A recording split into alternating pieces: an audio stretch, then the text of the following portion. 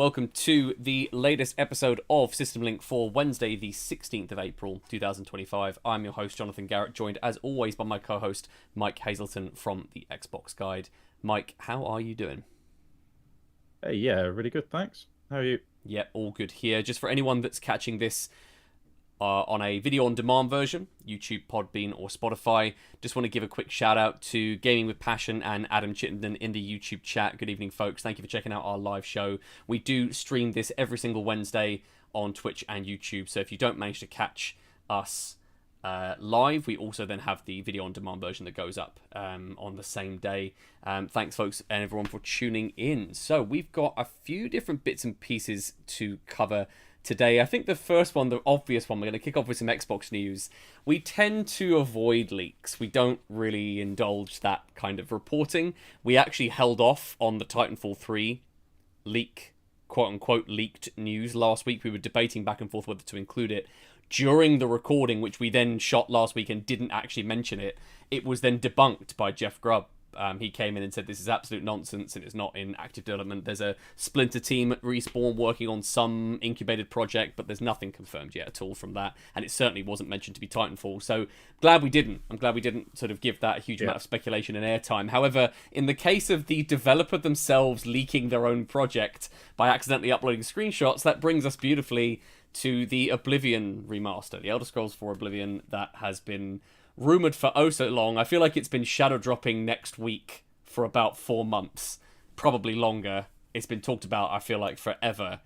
And now we've had like key art, we've had screenshots that look legit, and it all came from I think it's Vicarious that are working on it, I think. I'm not sure of the, I can't remember if I'm A, pronouncing that right, or B, if that's even the correct developer. But we've got now official screens and an inside look at what that Oblivion remaster looks like. Just to kick things off with that, because I know as someone, obviously, I don't have a huge history with Elder Scrolls. I know you do. Did those screenshots do the business for you? Did they look like enough of a meaningful remaster? Yeah, so I watched Digital Foundry. I might have spoken about this before. Digital Foundry did a bit a few weeks ago about what they expected from the remaster or remake, and they were talking about, because it was rumored to be moving to Unreal Engine, and they were talking about the limitations or what you could realistically expect from it, which kind of tempered my expectations a bit. The screenshots are more than I was expecting. It looks, they've changed the color palette, which I think will not be to some people's tastes, but I think it's understandable. It looks more like Skyrim, and I think it's a logical direction for them to go in. But in my opinion, Oblivion, if you liked Oblivion the first time round, is still very playable on, using through backwards compatibility. They're changing, or rumored to be changing, a lot of the systems that people didn't like in Oblivion to make it more kind of user friendly, I guess. But if you played through Oblivion and you kind of, your memories are those systems, the fact they're changing them is probably not really what you want. You want it to be how you remember it. So I think they're evolving it for a slightly more modern audience, and I think in that respect, changing the color palette slightly to be a bit more realistic looking, and probably to make the most of Unreal Engine, is sensible. I'm really looking forward to it. I think that the date has also leaked as well. I hadn't seen that, so that's now out there, is it, as well? Yeah, well, I think people apparently contacted Xbox support and said, "Is the Oblivion remake or remaster going to be on Game Pass?" And then I don't know if it's an AI bot or an actual support person, but said it was releasing on the 21st. If a Microsoft Copilot AI subverted their own release cadence and got the date out there. Because obviously they've got the somewhere they've got web pages live, store page, well, not live, web locked down, but probably if it's an AI, it can access it. I'm sure they've probably briefed the support staff on it. So it's the 21st, which I think is next Monday. So yeah, finally coming after having, like you said, leaked or was included in the FTC filing, which was where we first heard about it. And yeah, been coming in April, and it's like every week in April, people have said it's coming this week, it's coming this week, and now getting to the last week in April, and it's finally. Well, yes, it was becoming rather tiresome. And then when, by the way, thank you, Game with Passion. A couple of points of clarification mentioning it's Virtua Studios that are working on it. I was so close. That I was quite amused actually by the fact that they were the ones that have caused this leak, that they've uploaded it themselves. So that I'd kind of found all of the conversation around the release cadence and the what felt like just sort of stabs in the dark to see if people could figure out when it was actually going to drop. All a bit redundant and a bit nonsense, as always these sort of insiders and leaks tend to be, which is why we don't give it a huge amount of airtime. Game with Passion also clarifying that they are the same developer working on the Metal Gear Solid 3 Delta remaster. So it makes sense that they're going back to that era and cooking something up. Yeah. So as much as I understand why people are like trying to, people knew that Virtuous were developing it based on the FTC filing. So I get why people are like on their website trying to mine files off the website to leak and stuff. I just wish they wouldn't. Like, well, yeah, I always used to get like so to frustrated. Yeah, I used to get so frustrated by people that would try to spoil additional characters being added to Apex Legends. They'd go data mining and just suck the wind out of any of the excitement and just any of the pageantry of showing off those characters. They always had such cool trailers, and they would always just undermine everything that they were trying to do in terms of build up and narrative and all of those elements that make updates like that really exciting for gamers. So I just wish people would just leave it alone. It's never going to happen. The race to be first, the race for clicks and engagement is something that is pervasive and is going to continue ad nauseum. But it's just, I think in this case, I felt a bit more comfortable us talking about it because it was in fact Virtuous that dropped the reveal. And you could tell looking at it that it, they're official assets. It's not like a screen grab or something like that. And it looks ready. It looks ready. Yeah. I did want to get your view on. So if some of the narrative around this has been, if it was PlayStation doing this, it would be like announced at a state of play, and it would be a big thing, and it would be coming out in 6 months' time, and like a key title for them.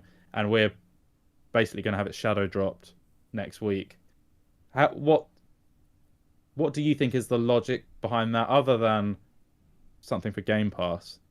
But if Virtuous have been working on it for 2-3 years, quite an expensive, even if it's a small team. Just for me, as someone who loved Oblivion, I know, not necessarily the same for you, but I would have loved it to have been revealed last year and have the anticipation leading up to it, and I've seen a trailer with the new graphics and stuff and been able to look forward to it. Similar to Hi-Fi Rush, I think they're doing a disservice by... Well, yeah, I'm glad you mentioned that, because they've had mixed results with shadow dropping, and I think actually at the time, that Hi-Fi Rush developer direct you just referenced, that created such a frenzy and excitement around that game, and I do think it was received better in that first week, that first week when it initially dropped, and then obviously had that steep drop off where suddenly it just left the conversation. I do think this is perhaps a slightly different case, given that it has it's not a new IP, it's established. It would create, I think, it'll have a longer tail to it, shadow dropped or not, simply because of the kind of game it is and the length of game that it is as well. It's people are going to be playing it longer than they were playing Hi-Fi Rush. So I think a lot of the issues that Hi-Fi Rush faced are mitigated by what this game is. And if they want to go for that sudden news item and that kind of, rush of interest, then something like an Oblivion will have the tail to support that. That all being said, I agree, a Game Awards trailer reveal, like ending last year when you had Indie just coming out, and having, to maybe placate folks that were a bit sort of jarred by the PS5 announcement for Indie and the way it was done at the Game Awards, that would have been an absolutely golden opportunity to say, look, this is coming in, maybe be unspecific at the time. They could have said like Q2 or summer 25 and allow them what we've seen with their release calendar to fall into place with Avowed, South of Midnight, Expedition 33 and Doom, to have that be sort of the button on that first half of this year and have us know about that coming in, I think would have generated some real genuine enthusiasm and excitement. It's interesting too because there was an interview with Phil Spencer just recently where I saw he was quoted as saying that there are still some unannounced games in the works for this year. Which, given that we only really know about Call of Duty and Outer Worlds 2 for the end of this year, everything up to the summer showcase is kind of we know is set in place and we know what's coming. Knowing again that there are now some things further ahead to look forward to that we don't know about, I think the Oblivion remake announcement would have generated that similar level of anticipation. So I can see I can see where they're coming from, but yeah. Unless he just meant the Oblivion remake, and that is the unannounced game. Thankfully, it was a plural, so I'm hoping. Okay, so we got one more. Yeah, hoping just one more, because he could. There's two. He hasn't lied. It's all good. So, yeah, a strange one, but sticking with Xbox for now, we've got some updated Game Pass titles for both towards the end of April. And then a couple coming at the start of May. We obviously had GTA announced as, I think, its second return trip into Game Pass. Great timing since we are anticipating a GTA 6 trailer coming imminently at some point. Again, quote-unquote, industry insiders have been quoting that as being due to drop every day, probably since January had arrived. Game with Passion just in chat mentioning, yeah, it's a crazy good year for Xbox. I'm eating good. Yep, I hear you on that. We're absolutely loving South of Midnight. We've got Doom coming up.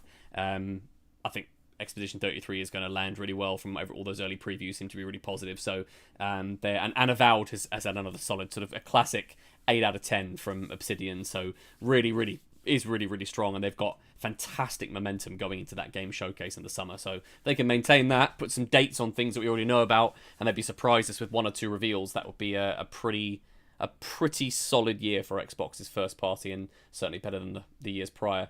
But yeah, a couple of new titles. We've got Modern Warfare 2, another Activision title coming in there. We've recently also had confirmation that Tony Hawk's Pro Skater 3 and 4, the remake for that, is going to be a day one on Game Pass later this summer. So that's really nice. We're starting to see the Activision titles pop up more. I think reasonably, a lot of people have been frustrated that they didn't do a Bethesda-style, here's 20 legacy games into the collection to bolster Game Pass. They had all the Doom and Quake and all that stuff just dropped at once. They haven't had that probably for litigation, what was it? CMA reasons. It's going to be something like that. Forgot about Towerborn. Thank you, Game with Passion. We've also got that coming up this month. That's going to be really cool.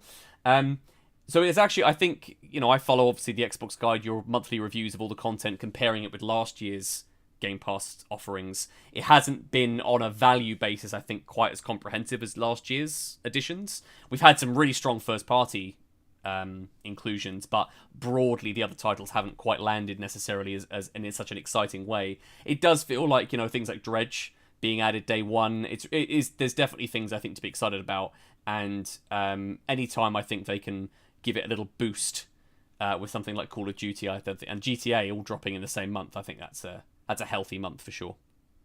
Yeah, I really want to play Dredge because I've heard great things about it. And obviously, assuming we have the Oblivion remaster on Monday, that'll be Game Pass. So in the end, April will have been a really strong month, and May's looking pretty good as well. So, but just quickly on Oblivion, I hope it does well, and I hope that they get Virtuous to do a Fallout 3. Because with the TV show coming back, and there was a lot more commentary than you'd expect from Xbox about, whether they should have taken advantage. I think Todd Howard was commenting on it, whether they should have taken advantage of the success of the TV show by having a Fallout game coming out. Yeah. And that they were looking at, options and things. Seems so common sense that they would do that, if Oblivion lands relatively well, which, based on the screenshots, it looks like it will at least, catch some attention. So I'd love to see that coming. Yeah, because also that again addresses, I think, a fundamental problem that Xbox has had, which is they've got this enormous, expansive library of IP, and they're not mining it in a way that is consistent or is perhaps to their benefit. We've the Toys for Bob quote, them saying they're ready to work on a Banjo game. Come on, Xbox, loosen those reins. Get these developers that are hungry working with your IP, because people want to see it, and it's just fuel for Game Pass and hopefully more positive sentiment to carry them into the summer showcase. Mr. Garrett's disciple Great to see you in Twitch chat. Thanks, man. Fallout 3 was also apparently in the FTC leak, according to Gaming with Passion. Okay, I missed So I that. believe it will show up at some point. So Gaming with Passion dropping a live scoop into System Nice. Link. Thank you for that. Anything else from this month's Game Pass titles that caught your eye? I mean, Towerborn and Dredge are probably the two that I will check out. Obviously Oblivion, and we're, like you said, we're bashing through South of Midnight, so Yes. can't complain if I'm playing like 4 games on Game Pass through the month. That's pretty good going. Yeah, absolutely. What was that game? I've completely blanking on the title. It was reviewed on Eurogamer recently with like 5 stars. It's a small little indie game that's just done. What's it called? Blue something or other. Yeah. Blue. I forget the rest of the title, but Yeah. critically reviewed really well everywhere. Blueprints, possibly. Oh yeah, that was. Oh, Sure. yeah, I have to know.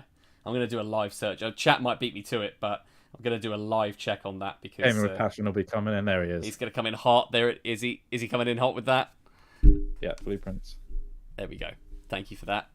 Lovely. So it's good. Well, certainly, I think a good, especially if Expedition 33 reviews well. I think the average score across the games is going to be really something this month. So yeah, for sure. Let's sort of final bit of Xbox news before we switch to some PlayStation 5 stuff, and then also going over some news on Assassin's Creed Shadows, looking at the performance of that. We mercifully, finally, a couple of hours ago, Xbox announced a pretty comprehensive upcoming update to both their mobile app and the console, with some Xbox Cloud Gaming remote play features, but also finally, thank Jeebus for this, that we can now officially, not through unofficial apps, we can now officially browse a store on a mobile app, buy games, not just install them without paying for them, but you could weirdly in Xbox Game Pass's original app. There'll be a proper Xbox store app for iOS and Android, which has been so sorely needed, just in terms of discoverability, ease of purchasing. I want to be able to go on and check sales, and it's so frustrating that I have to go to Microsoft.com and manually search for each title. It's so clunky, and it's been a real point of contention for me that I found very frustrating that they've never addressed, so it's nice to see that they are. They've massively expanded the stream your own library list. There's over 100 games in there now, so even if it's not a title that's in Game Pass and therefore on the cloud service, you can now stream games that you own either via remote play or if you can't access that via the cloud. So they've really, really opened that up, and they've done some quality of life stuff around game hubs and discoverability within the store and on the Xbox itself. Much needed, I think. This is a real... I feel like potentially also laying the groundwork for maybe a handheld console. You know, that if they're updating their store access and making that available on mobile, makes total sense that would have some DNA in there for a potential upcoming handheld, whether officially made by Xbox or in partnership with another company. It's... going to be really interesting. Game with Passion clarifying it was because of Apple and Google, they did not want to give them 30% to them. Yeah, because it's sales through the app on any of their stores have to give a cut, don't they? So they obviously were reticent to that. The only negative for me is they've taken remote play out of the app, which is not ideal. And it's all done through the browser now, isn't it? I think. Yeah, which is, I don't know, like that was 10 years ago trying to do stuff like that in the browser. It just seems like a bit of a backward step. But try it, I guess, and see. The other stuff is cool. I mean, the game hubs and stuff, to be honest, I've never really used them. I find they actually get in the way of trying to navigate to store pages and things. I agree, and I think actually them having that streamlined a little bit in this new update makes a lot of sense.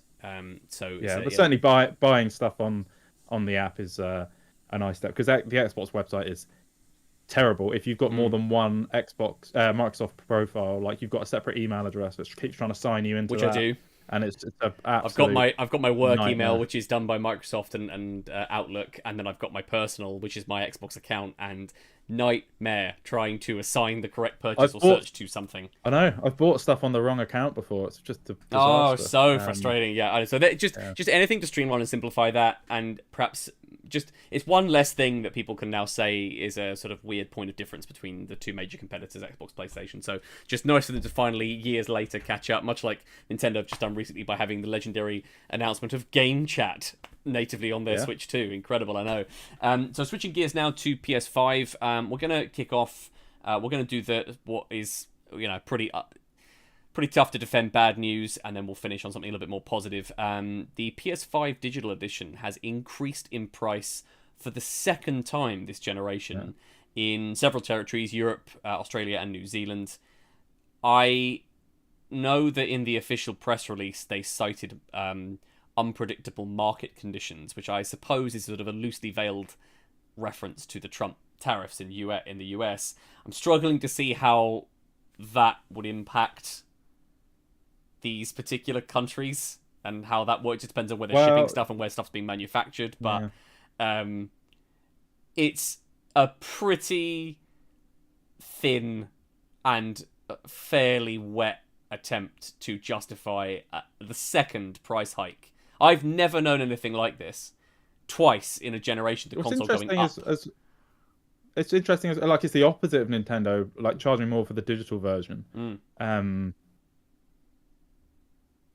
I don't know exactly what, unless they're just trying to run down stock of the physical one because they're seeing such low purchase numbers. Part of me thinks maybe they know we're getting a GTA date imminently. They want to get the price rise out there before the rush for GTA. So I think that's more likely. I think it's more likely that the PlayStation's selling really well. It hasn't sold as well as the PS4. We've seen that decline across every platform. I think they're making profit. They just want to make more profit.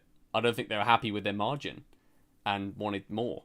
So it's tone deaf, and it came at a really shit time, at a time when also pricing is at the forefront of the discourse in the games industry right now, with the way Nintendo have. I think actually I've really reflected on that. I think the console price is really good. I think for what they're offering in that platform is good. It's the software pricing and the peripherals that are just disgraceful in terms of the percentage increase. So this is such a zeitgeist conversation happening right now. It's so prevalent on social media and in publications, etc. So for them to then just drop that casually and in those specific markets too, it just doesn't make sense to me. And PS Plus increases as well in some markets, which they're always going up. Obviously, subscription costs, you just have to accept that. But I think given the currently poor roadmap on PlayStation, like it depends if we're soon going to see a load of new game announcements. And they're getting the price increase out of the way before that, because then it looks, you've got bad news followed by good news, which is the opposite way to how Xbox do it. Xbox always have their good news and then they do something terrible the following week. And then shit something out like 2 days later. I know, yeah, exactly.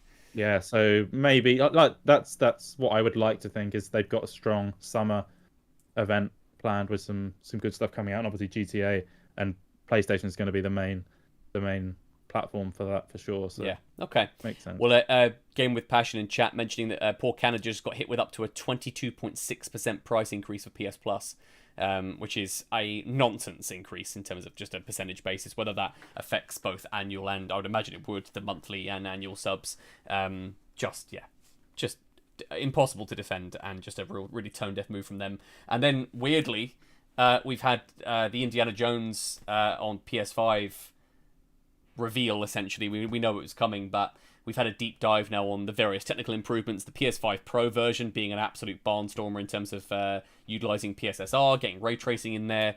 It is objectively looking like the definitive version of a game that only came out on Xbox 4 months ago. A very strange world that when I turned my PS5 Pro on the other day and I was on the store, in the pre-order section, the first 4 things listed were 2 different editions of Indiana Jones and 2 different editions of Forza Horizon 5. They were on the front page of that store, and we know obviously when Sea of Thieves dropped, it hit the number 1 in the charts in terms of pre-orders and then sales post-launch. So it's certainly validated. They're making money over there, even losing, the whatever percentage that Sony takes for that. So it's their strategy. What that means for the Xbox brand in perpetuity, we don't know, but certainly if it's about getting their games into the hands of more people and making more money, they are achieving that. So this Indiana Jones thing, I'm hoping that this is the shortest amount of time we get of a platform exclusive. This is I don't want it to be. Well, I don't think it should be any shorter than 6 months, and obviously this has come on under that massively. I I hope this is a real edge case, and we don't then see that just become like, oh, and 3 months later it's on PlayStation. I think. I think because of the license, it's something of a special case, and I think we talked before about how you'd expect Blade to probably be the same or similar. Yeah. And I think, given the whole thing about if it's an existing IP that's been on other formats, you should expect it to be multi-platform. Doom, and I think Doom, for example, I think is fair. Yeah, and I think it's a bit of a tenuous argument, maybe, but you can see how they might think Indiana Jones. Almost everyone has a right to play Indiana Jones because it's a film franchise. Obviously, PlayStation don't see that the same way, but it's not as egregious as like the next Forza or the next Halo having a 4-month lead on Xbox. That needs to be, in my opinion, needs to be more significant. But I agree. We'll see what happens. Well, we've said before, haven't we, that I think take something like Gears, that rumored Gears collection, I could see that being day and date across platforms, and then Gears E-Day has like a exclusivity window. That would be, I think, the perfect way to do that, because you get a new audience involved, you get people excited about the franchise again, and then you make that experience, exclusive to Xbox and PC and Game Pass for a limited time. That will drive people to those platforms in whatever form. It probably will drive subscriptions more than consoles, but that's okay for Xbox. They know they don't need those boxes to be market leaders. So it's all part of this strategy. We'll see how it plays out. And the games are on PC, right? So the definitive place to play will still be the highest end PC that you can possibly get. It's still going to be better than playing it on PS5 Pro. So as much as it looks bad for Xbox console owners, it's not.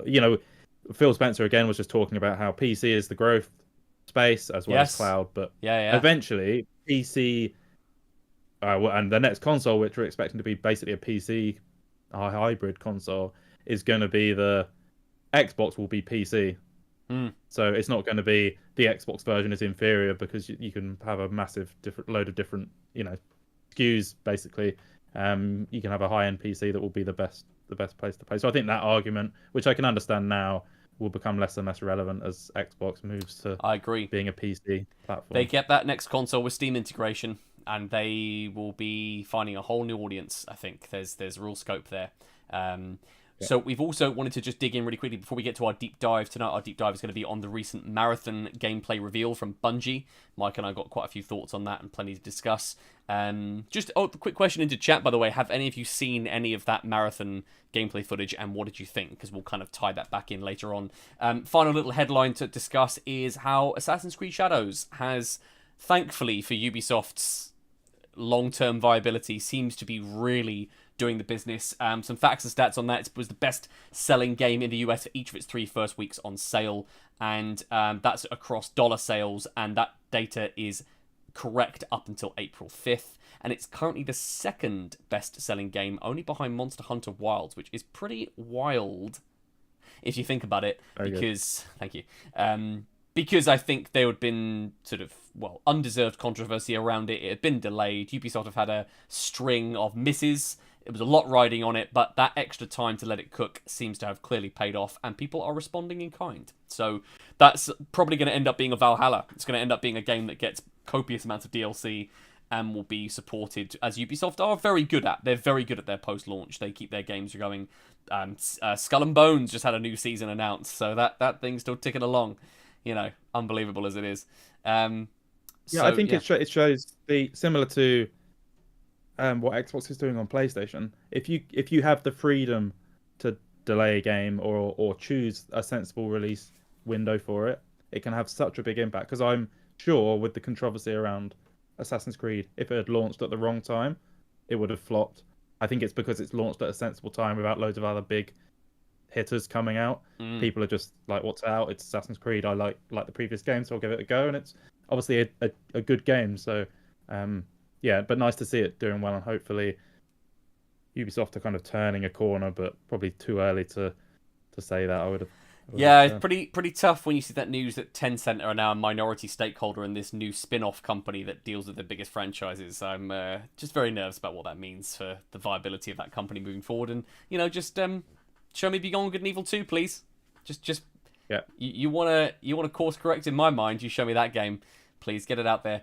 So our deep dive tonight is on Bungie's Marathon, which has been in development for a little while now. We've known that they're working on that alongside continuing to support Destiny. I saw mention of another expansion coming out for that. They've got a reveal for that coming soon, or has been revealed or is due to be revealed imminently.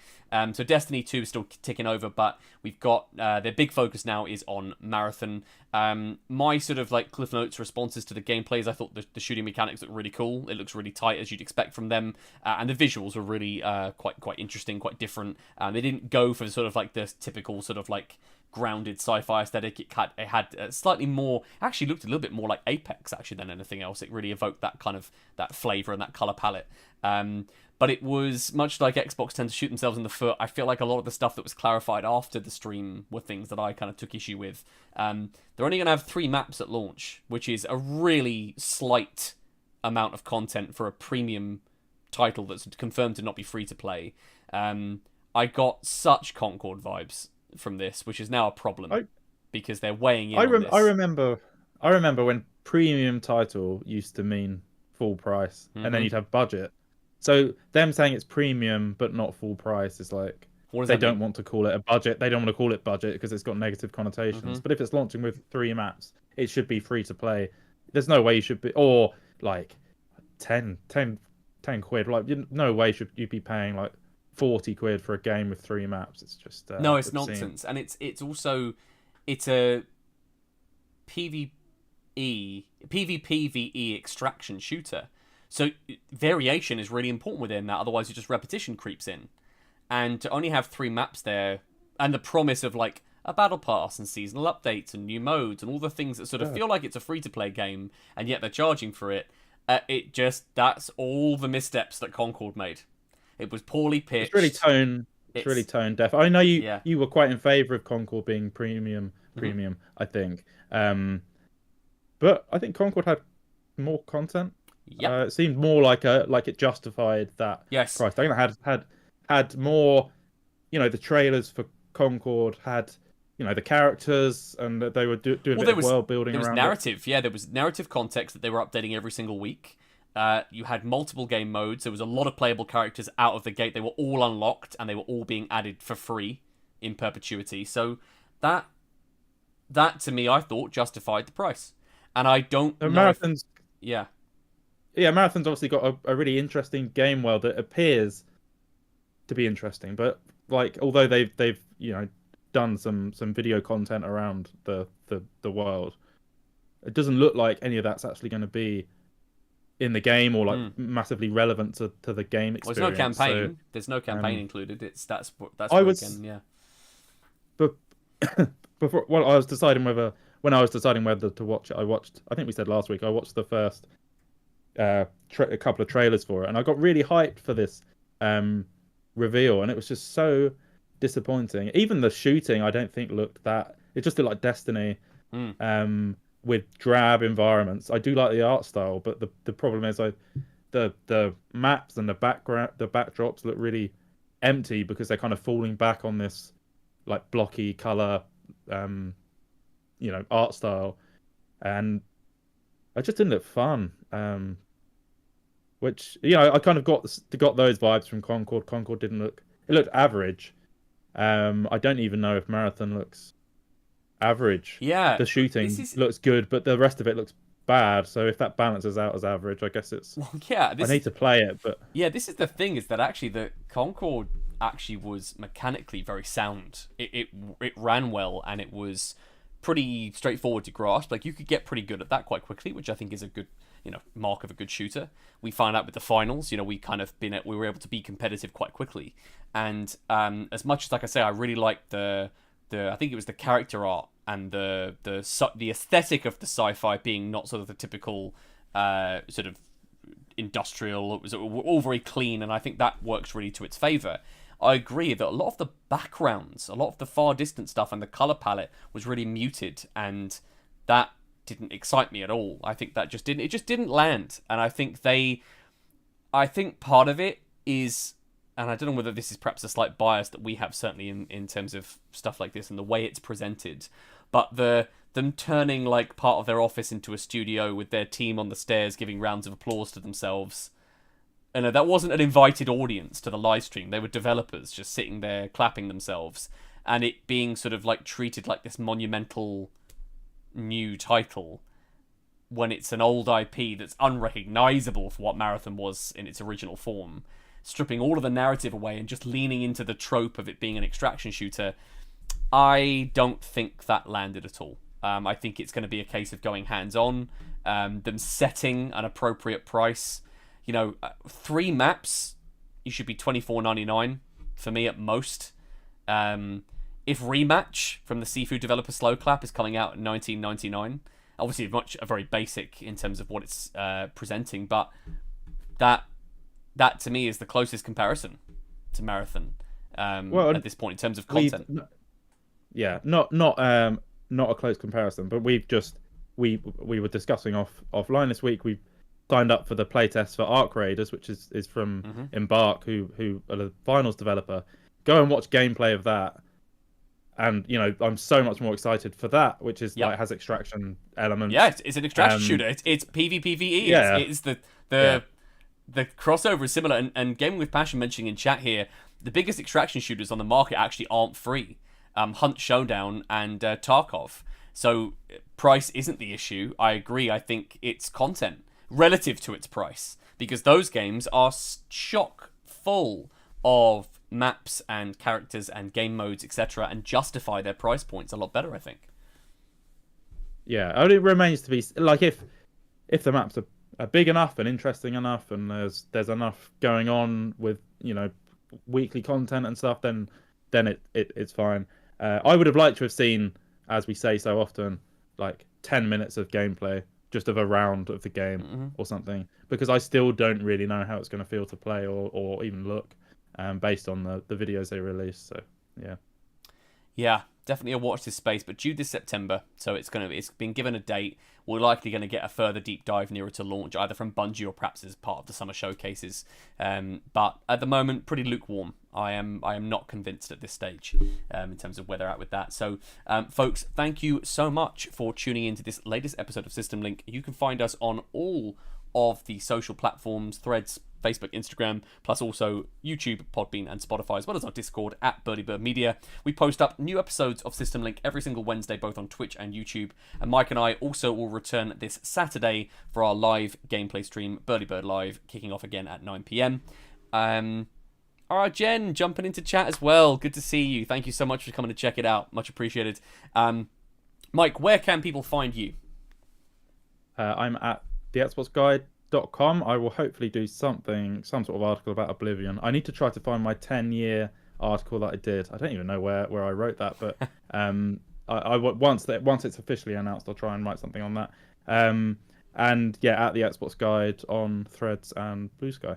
Lovely. Well, folks, thank you again for tuning in. Just before we wrap up, though, I want to just give a quick sort of self-promote shout out to our recent episode of Absolute Candor, which is Mike and I's review show, which we co-host. We're focusing on season 2 of HBO's The Last of Us. We've got new episodes every single Monday coming out, except next Monday because it's a bank holiday. But we're reviewing every single episodes 1 through 7 of season 2 of The Last of Us. So please do consider checking that out. It's on YouTube, Podbean, and Spotify.